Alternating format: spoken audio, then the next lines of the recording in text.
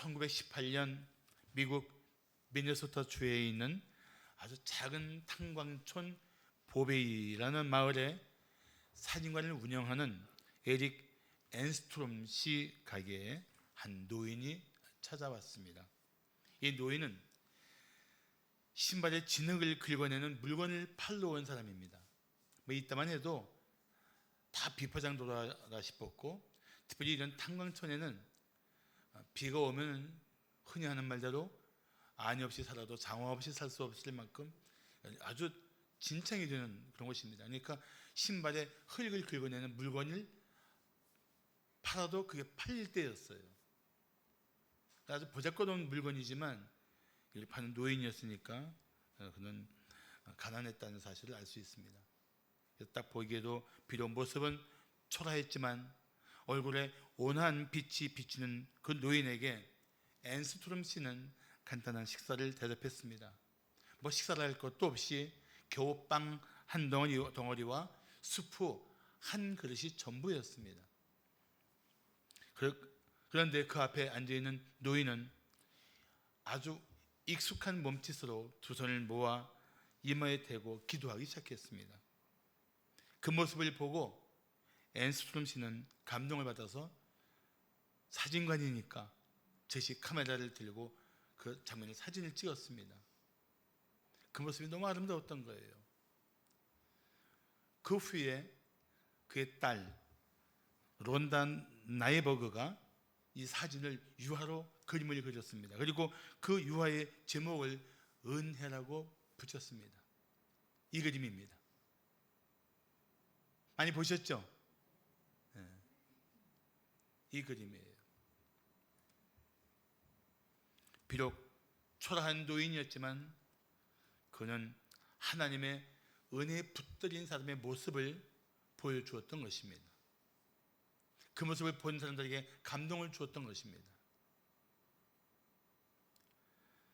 잠언 20장 29절을 말씀하기를 젊은 자의 영화는 그의 힘이요 늙은 자의 아름다움은 백발이라고 말씀하고 있습니다. 경건하게 나이 들어가는 삶은 그 자체가 참 아름다운 것입니다. 정말 하나님을 섬기는 그 삶으로 일생을 살아온 사람들의 그 끝은 황혼보다도 여명보다 새벽보다 더 아름다운 황혼이 될 것이라고 저는 믿습니다. 인생의 끝이야 더 아름다운 사람들, 인생의 그 마지막이 더 찬란한 사람들, 나는 그리스도인들은 그런 이름을 들어야 마땅하다고 생각합니다.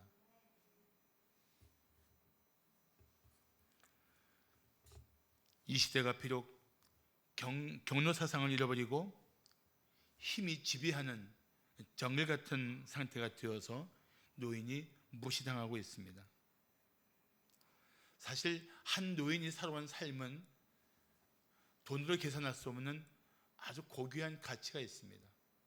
그 많은 삶의 경륜들, 살면서 터득한 지식들, 그 오랜 세월 속에서 세상을 분별하고 볼 줄 아는 그런 탁월한 판단력들, 그건 한 노인이 가진 그건 귀한 가치예요.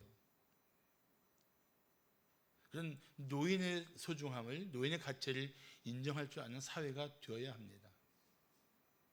물론 나이가 들었다고 다 지혜롭고 본이 되지는 않습니다. 그래서 욥기 32장 9절을 말씀하기를 어른이라고 지혜롭거나 노인이라고 정의를 깨닫는 것은 아니라고 말씀하고 있습니다.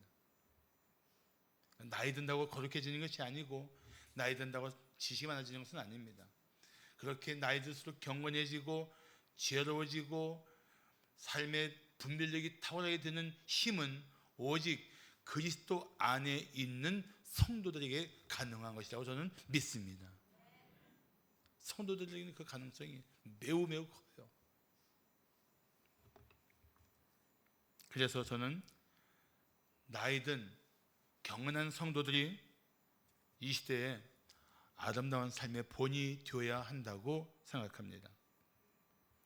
젊은이들이 바라보면서 저렇게 아름답게 나이 들어가는 것도 참 복이로구나, 그렇게 생각할 수 있도록 살아야 돼요. 오늘 보신 본문 71편은 노년에 하나님의 은혜를 간구하는 기도입니다. 사실 이 71편을 기록한 시인은 지금까지도 하나님의 은혜로 살았지만 남은 삶에도 하나님의 은혜가 필요하다고 간구하고 있는 것입니다. 다시 표현한다면 우리의 전생에는 하나님의 은혜가 없이는 살 수 없다는 시인의 간절함이 깃든 기도가 시편 71편입니다. 그런데 이 기도는 단순히 자신을 위한 기도가 아니라는 것입니다. 자신을 통해서 장래의 모든 사람에게 하나님의 은혜가 나타나기를 구하는 그런 기도입니다. 사랑하는 성도 여러분, 우리는 나이 들수록 경건한 삶으로 우리 자녀와 자손 그리고 이웃들에게 아름다운 영향력을 주어야 할 것입니다. 자, 하나님의 은혜를 깨달은 성도는 세월 갈수록 어떻게 살아야 할까요? 첫째, 하나님의 도움을 의지해야 합니다. 그럴 수밖에 없겠지만 사람의 도움이나 다른 것들을 의지하지 말고 하나님의 도움을 의지하라는 것입니다. 들어보신 적이 있겠지만 이런 유머가 있습니다. 50대 잘생긴 사람이나 못생긴 사람이나 똑같다. 60대 배운 사람이나 못 배운 사람이나 똑같다. 70대 힘 있는 사람이나 힘 없는 사람이나 똑같다. 80대 부자나 가난한 사람이나 똑같다. 90대 살아있는 사람이나 죽어있는 사람이나 똑같다. 사실 이 유머의 내용은 인간이 자랑하고 의지하는 것이 그렇게 대단한 것이 아니라는 뜻이 있습니다. 그런데도 불구하고 안타깝게 성도 중에 젊어서는 정말 열심을 품고 주님을 위해 살고 주의 능력을 드러냈던 그런 아름다운 사람들이 나이가 들어서 영적으로 힘을 잃고 영적으로 무기력하게 살고 있는 사람이 있다는 사실입니다. 사실 하나님께 나갈 날이 얼마 남지 않았기 때문에 하나님을 멀리 떠나 사는 것은 정말 안타까운 모습이 아니겠습니까? 하나님의 도움이 더 필요한 때에 하나님 없이 살겠다는 그 모습은 사실 참 얼마나 무모한 것입니까? 우리는 세월 갈수록 하나님을 더 의지해야 마땅합니다. 그래서 새 찬송가 543장 1절은 이렇게 찬양하고 있습니다. 어려운 일을 당할 때 나의 믿음 적으나 의지하는 내 주를 더욱 의지합니다. 세월 지나갈수록 의지할 것뿐일세 무슨 일을 만나도 예수 의지합니다. 이제 나이 들어가고 힘 잃고 경제적인 능력 떨어지고 여러 가지로 많은 제약들이 자신의 삶을 마치 꽁꽁 묶어가는 것 같지만, 그래서 어떤 일을 당할 수도 있고 어떤 공경에 빠질 수도 있지만 우리가 그래도 그 상황에서 내 남은 생에 최선을 다해 아름답게 살 수 있는 이유가 있다면 바로 내가 의지할 분, 내 진정한 의지의 대상인 하나님이 나와 함께 하신다는 것입니다. 그래서 우리는 세월 갈수록 하나님을 의지할 줄 알아야 돼요. 오늘 시편 71편의 저자인 시인은 사실 공경에 빠진 상태고 수치를 당할 수 있는 상태입니다. 피할 길이 없는 어쩌면 생의 또 다른 막막한 환경에 던져진 노출된 상태입니다. 그런데 이 시인은 그 마음 가운데 한 분을 바라봅니다. 그리고 그분을 향해서 본문 7절에서 이렇게 고백합니다. 주님은 나의 견고한 피난처이십니다. 누굴 바라보고 있는 거예요? 하나님 바라보고 있는 것입니다. 누굴 의지하고 있습니까? 하나님을 의지하고 있는 것입니다. 사람들이 나를 공격하고 나에게 수치를 주고 나를 업신여기는 이런 상황에 내가 몰려 있지만 하나님은 나의 견고한 피난처이십니다. 하나님 바라보고 있는 거예요.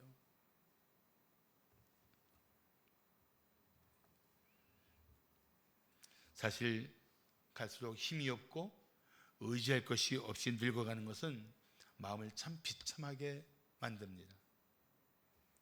그러나 의지할 수 있는 대상이 있다면 삶을 힘있게 할 수 있습니다.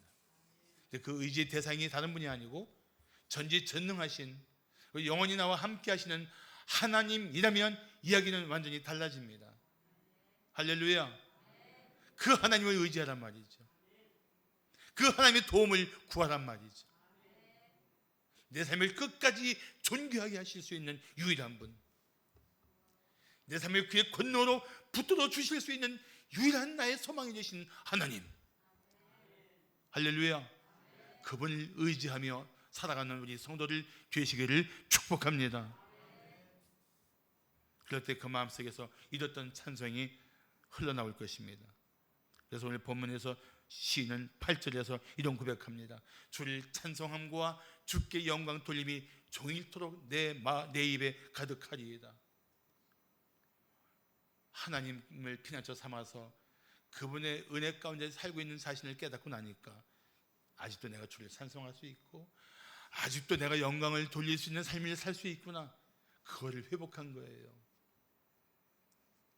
노인이 되어 무기력한 인생, 무의미한 인생이 아니라 하나님을 바라보는 순간 끝까지 하나님께 영광 돌릴 수 있는 삶이 가능한 나라는 존재에 대한 회복이 나타난 것입니다.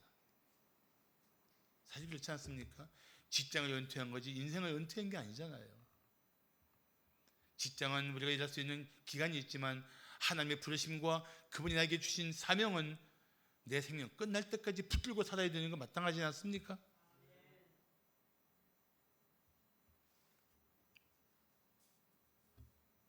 더구나 그는 자신을 엿보는 자들이 있고 자신을 공격하는 자들이 있기 때문에 더 하나님을 힘써 의지하고 있습니다. 그래서 오늘 본문에서 12절에 그는 이런 고백합니다. 하나님이여 나를 멀리하지 마소서. 나의 하나님이여 속히 나를 도우소서.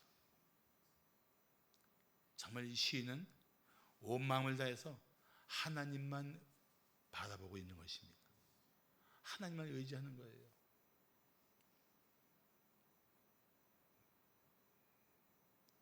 그러면서 14절에서 시인은 이렇게 고백합니다.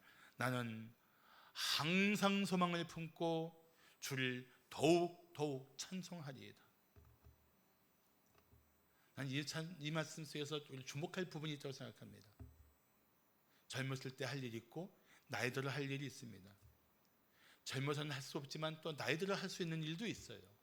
그런데 우리가 젊으나 나이 들었으나 부유하나 가난하나 또는 힘이 있으나 없으나 항상 힘쓸 수 있는 일이 있고 힘써야 할 일이 있어요. 그게 무엇입니까? 14절 말씀이에요. 다시 한번 저를 따라서 번독할까요? 나는 항상 소망을 품고 주를 더욱 찬송하리이다. 할렐루야. 그런데 우리가 호흡하는 동안 평생 할 수 있는 일이에요. 해야 할 일이에요. 그걸 붙들고 살아야 돼요. 찬송 잃어버리면 끔찍하게 여기게 돼요. 소망을 주님께 두지 않으면 큰일 난 듯이 마음에 분주해져야 돼요. 내가 하나님께 소망을 품지 않고 내가 어디에 소망을 두고 살 수 있단 말이냐, 정신이 번쩍 나야 돼요. 내 삶에 하나님이 행하신 일들을 내가 안 알면서 어떻게 그분을 찬송하지 않고 살 수 있겠는가? 더욱 찬송해야지. 이 마음이 여러분을 분발시키지 않으면 내가 영적으로 지금 침체하지 않았는가, 내가 영적으로 가라앉고 있지 않는가 살펴야 돼요.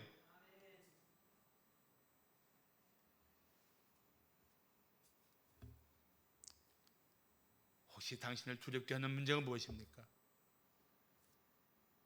당신을 수치스럽게 하는 위협적인 상황은 무엇입니까?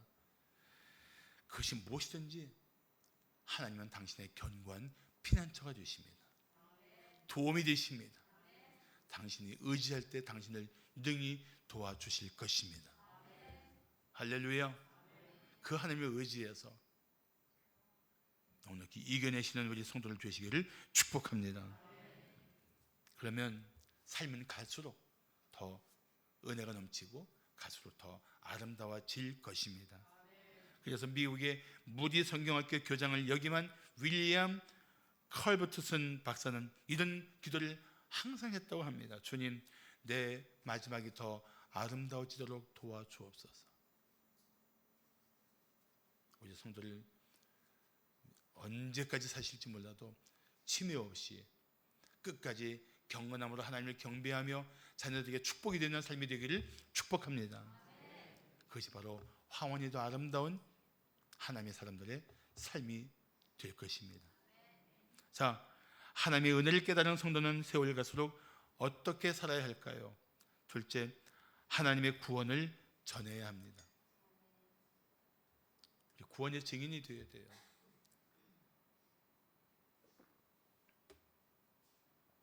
영국 성공회의 설교가인 찰스 스미어는 54년 동안 사역하고 은퇴한 뒤에도 날마다 새벽 4시에 일어나서 기도하고 성경을 연구했습니다. 그 주위에서 뭐지 은퇴했는데 그렇게까지 하냐고 좀 쉬엄쉬엄하라고 권했습니다. 그때 이 스미언 박사는 이렇게 대답했다고 합니다. 고지가 바로 저기 보이는데 젖먹던 힘까지 다해 뛰어야 하지 않겠어. 자신에게 주어진 사명을 끝까지 붙들고 살았던 거예요. 성도로서 예수 그리스도의 보혈로 구원받은 성도로서 우리가 죽기까지 최선을 다할 만한 가치 있는 일이 무엇일까? 한번 생각해 보셨습니까? 내가 이것만큼은 죽을 때까지나 힘써야지. 물론 하나님을 예배하는 일이 있고 그분을 찬송하는 일이 있고 기도하는 일이 있지만 그 중에 여러분들이 이거 하나는 놓지 말아야 될 매우 중요한 미션, 인생을 건 사명이 있습니다. 복음을 전하는 것입니다. 복음을 전하는 거예요. 특별히 자녀와 자손들에게 복음을 전하고 이웃에게도 복음을 전해야 합니다. 그래서 나중에 자녀와 자손들이 이런 말을 할 때 얼마나 행복하겠습니까? 나는 부모님이 전해주신 복음을 듣고 예수를 만났어요.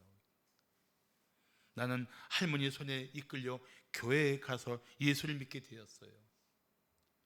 나는 할아버지가 읽어주는 성경을 보면서 글을 배웠고 예수를 알았고 이제 하나님의 사람이 되었어요.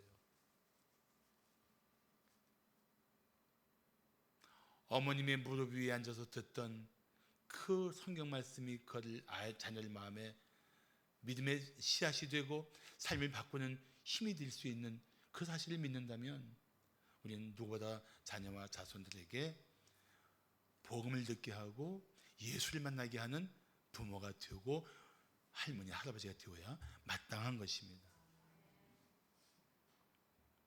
오늘 본문 15절과 16절을 보시면 내가 측량할 수 없는 주의 공의와 구원을 내 입으로 종일 전하리이다. 내가 주 여호와의 능하신 행적을 가지고 오겠사오며 주의 공의만 전하겠나이다. 주의 공의와 구원은 주님의 의로우심으로 나를 구원해 주신 그 측량할 수 없는 은혜를 말하는 것입니다. 측량할 수 없다는 말 그대로 이거는 셀 수도 잴 수도 없는 상상할 수 없는 은혜를 말하는 것입니다. 인간의 힘으로는 측량도 못하지만 갚을 수도 없는 은혜예요. 그런 생각을 갖게 된다면 우리 마음속에 내가 구원받는 것은 측량할 수 없는 하나님의 은혜였구나, 이 고백이 저절로 나오게 됩니다. 이 고백이 있다면 우리는 자녀와 자손들에게 주의 공의와 구원을 전해 주어야 합니다.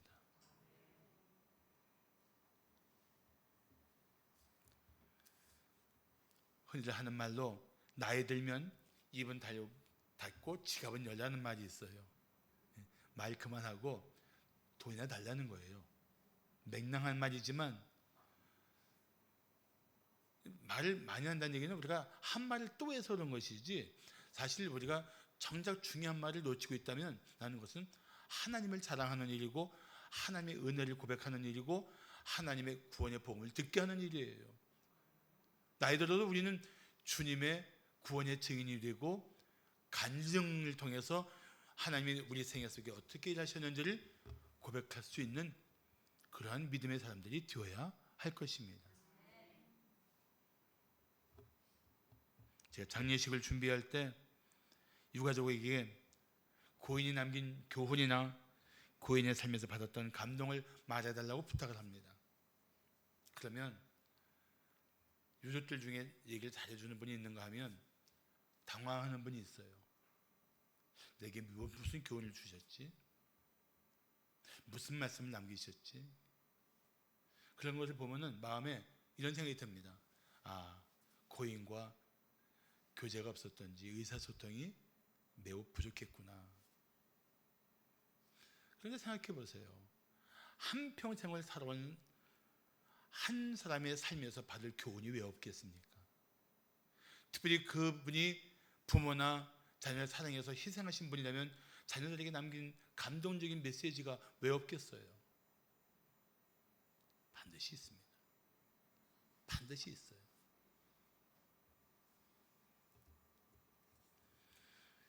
그래서 우리가 사실은 주의 공의와 구원을 전하는 일은 자녀와 자손들과 대화를 통해서, 교제를 통해서, 서로 만남과 나눔을 통해서 내 삶에 나타난 하나님의 구원, 십자가에 나타난 영원한 속죄의 기쁨을 내가 어떻게 누리게 되었는지 전하는 것입니다.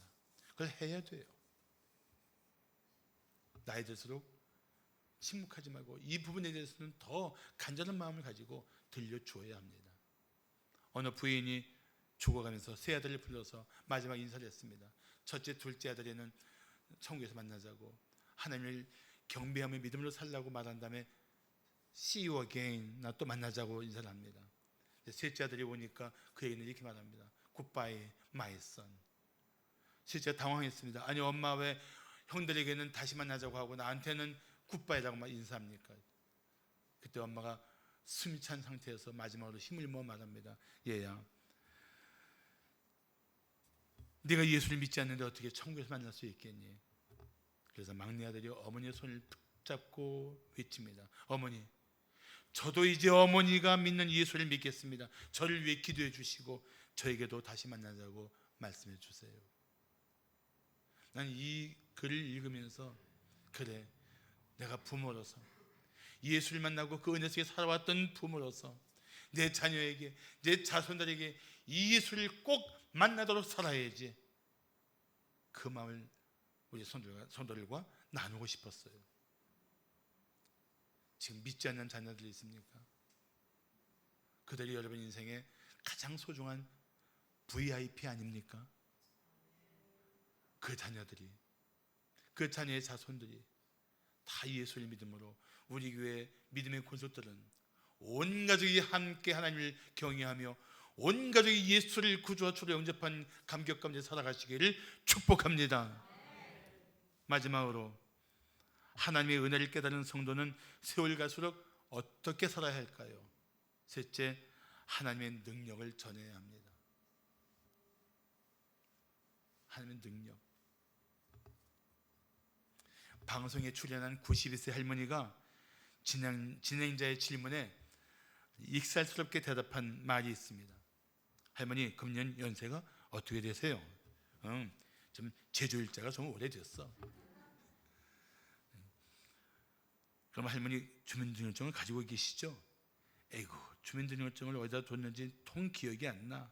대신 내가 골다공증은 보여줄 수 있어. 할머니, 할아버지는 계세요? 재작년에 뒷산에 자러 간다고 하더니 아직도 안 일어나. 그러니까 이 진행자도 재미있어서 이렇게 농을 걸었습니다. 그럼 어서 깨우셔야죠. 그랬더니 할머니 하는 말이, 아니야, 나도 이제 빨리 자러 가야지. 그 영감 내가 70년 넘게 데리고 살아봤는데 너무 오래 혼자 두면 틀림없이 바람나. 난 나이 들어서도 우리가 유머를 잃지 않는 게 난 참 중요하다고 생각합니다. 이 경륜 있고 참 깊은 지혜를 가진 노인들의 유머는 난 아주 참 아름다울 거라고 생각합니다. 저는 아직 젊어서 모르겠지만 정말 나이 든 사람들이 유머를 쓰는 거 보면 참 정말 좋아요. 깊은 해학이 있는 아주 아름다운 웃음이 있습니다. 시인은 시편 71편을 기록한 시인은 어려서부터 하나님의 교훈을 받았고 지금까지도 하나님의 기이한 일들을 전했다고 합니다. 그런데도 여전히 그는 하나님이 어떤 분인지를 전하고 싶어 합니다. 그게 72편에 나타나 있어요. 사실 생각해 보십시오. 성도로서 나이가 들었다는 것은 하나님이 어떤 분인지를 평생 경험하면서 살아왔다는 것입니다. 머리로 아는 것이 아니고 온 삶으로 터득한 하나님, 내가 인격적으로 만나는 하나님, 내게 친히 말씀하시고 나를 붙들어 주셨던 그 따뜻함이 생생하게 기억되는 하나님, 나이 든 성도들에게는 그 하나님과의 만남과 교제의 생생한 기억들이 너무나 선명한 거예요. 아멘. 그게 노인들에게서 우리가 들어야 될 메시지예요.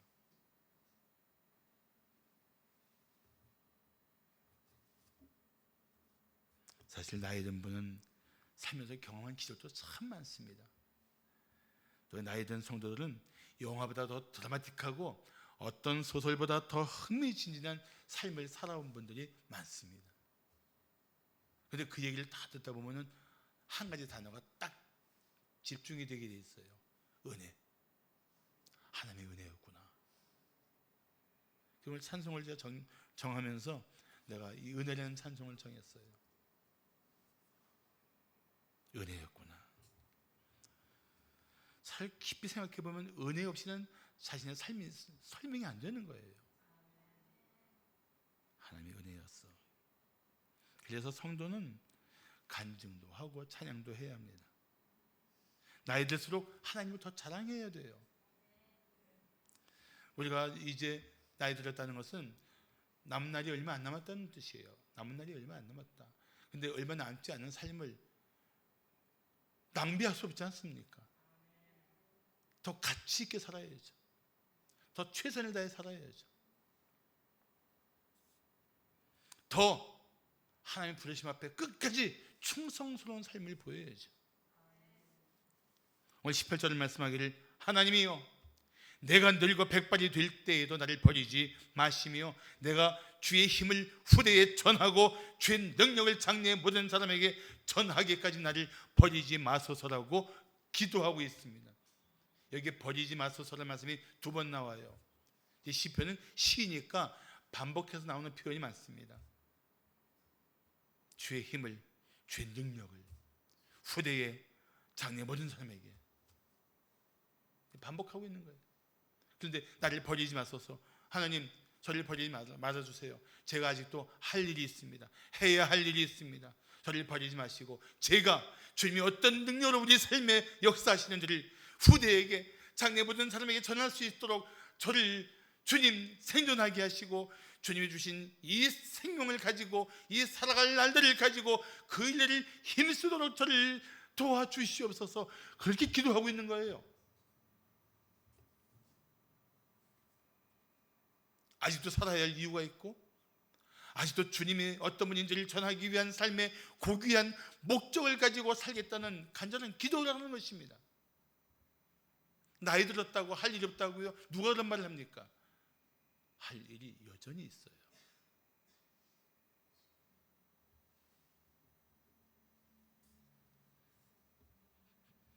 더구나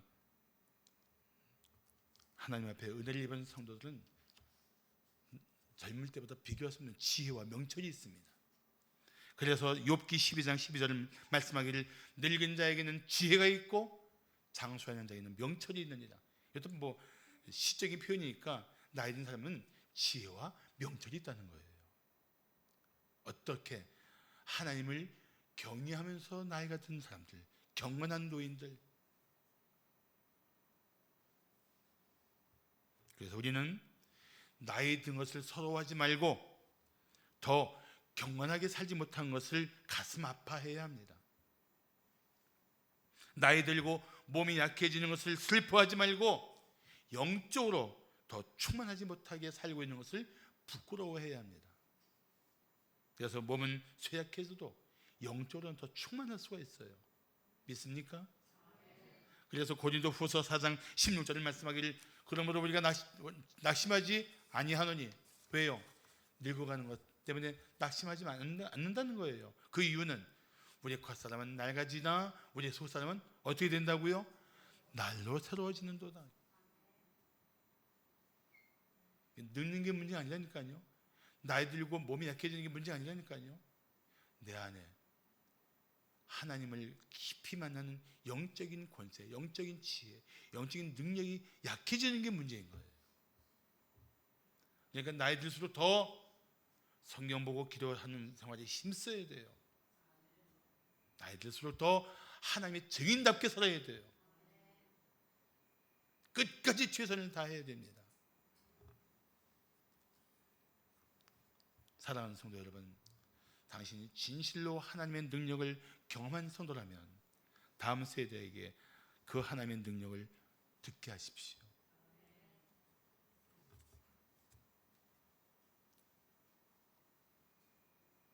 지미 카터는 후회가 꿈을 대신하면 늙어가는 것이다 라는 말을 했습니다.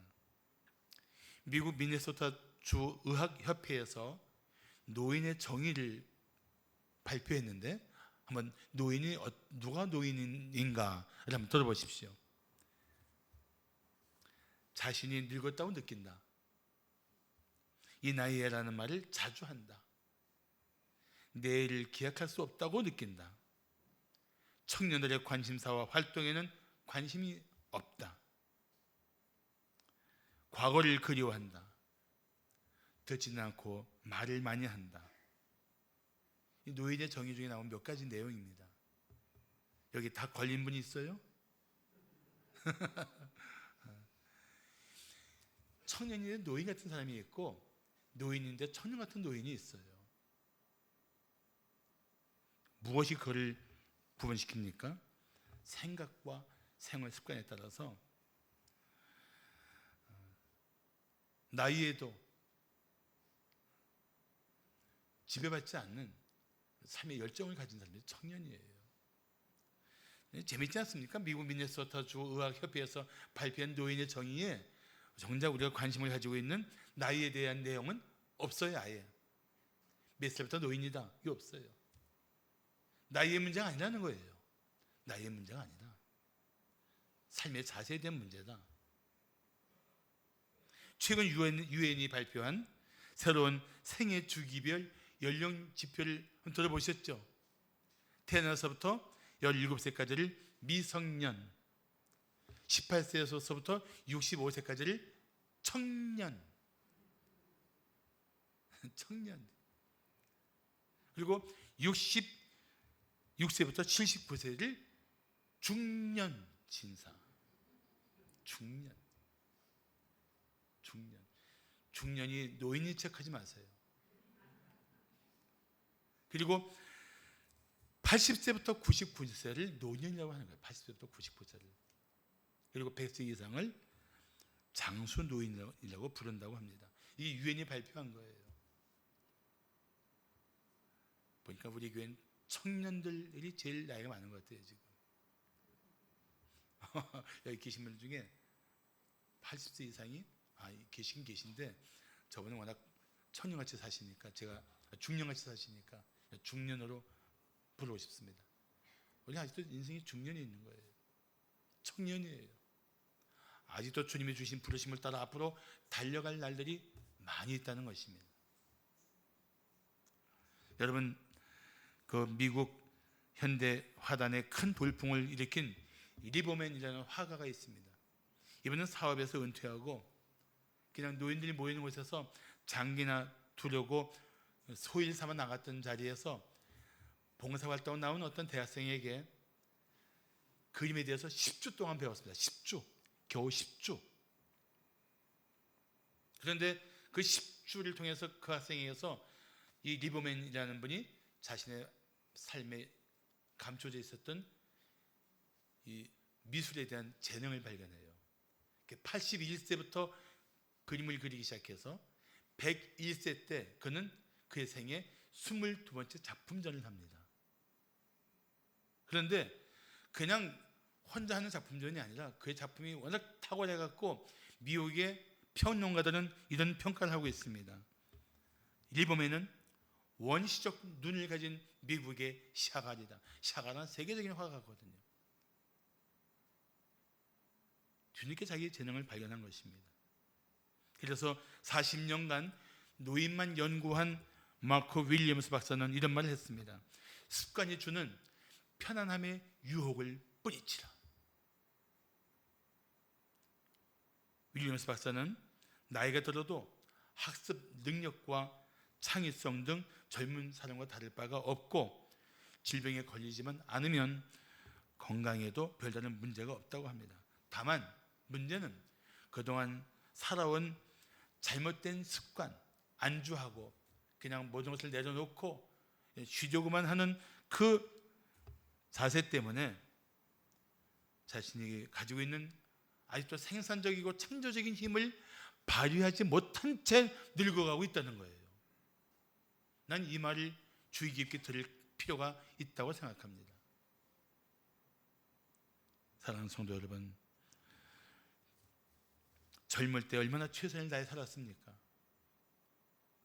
그런데 인생이 그렇게 긴 게 아니잖아요. 지금도 여전히 최선을 다해서 살아갈 이유가 있습니다. 마치 생계 끝난 것처럼 내려놓을 때가 결코 아닙니다. 아직도 할 일이 있어요. 나는 우리 성도들은 끝까지, 자신의 생애 끝까지 하나님 나라를 위해서 헌신하기를 축복합니다. 평생 하나님 뜻을 따라 살았던, 생명 걸고 싸웠던 갈렙이 그의 나이 85세 때 그는 이렇게 외쳤습니다. 그날에 여호와께서 말씀하신 이 산지를 지금 내게 주소서. 당신도 그날에 들으셨거니와 그곳에는 건장한 아낙 사람이 있고 그 성읍들은 난공불락처럼 크고 견고할지라도 하나님께서 나와 함께 하시면 내가 여호와께서 말씀하신 대로 그들을 쫓아내리이다. 이게 85세 외친 거예요. 그는 젊은 도전자였습니다. 누굴 의지해서? 함께 하시는 하나님을 의지해서. 이제 우리가 부르짖을 때입니다. 주님, 죽음을 기다리는 인생이 아니라 다시 하나님의 뜻을 따라 살게 하옵소서. 하나님이 나와 함께 하시면 끝까지 하나님의 사명을 따라 살 것입니다. 나를 도와주시옵소서. 그래서 내 황혼이 더 아름다운 인생이 되게 하옵소서. 이게 오늘 여러분의 기도가 되고 결단이 되기를 축복합니다. 기도하시겠습니다.